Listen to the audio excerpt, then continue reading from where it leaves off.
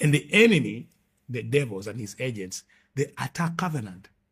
That's why when you rise to pray, to serve the Lord, to take over the territory, the first attack will be on your marriage. Break the covenant. Because the enemy knows the only thing that gives you power is your covenant life. So it breaks your marriage, you are out of covenant with your wife, your marriage breaks, then you've lost the power.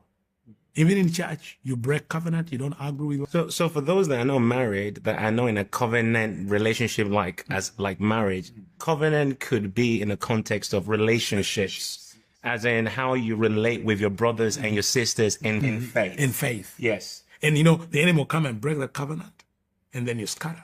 Then you go and start another church or you start another ministry. This goes back to the whole thing of, was it 95 or 96 with John Mulendi, and what was surrounding him was that covenanting, that covenant relationship was empowering his ministry.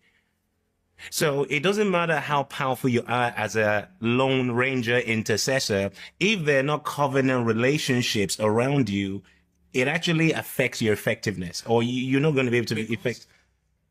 Man is a spirit, and spirits never work in isolation. That's a principle of the Spirit. No spirit works. Even God, the Father, the Son, and the Holy Spirit. That's a principle. So you can't be a lone intercessor and work. You must be connected to others. That's a covenant. That's why even God, when he's working with us, he came to Abraham and said, this is my covenant with you.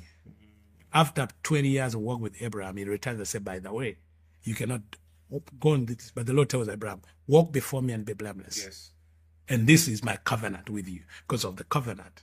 So this, I was talking about the pastor and the women. So they have a covenant. And I'm told, when you go, how much money do you need? I say, okay.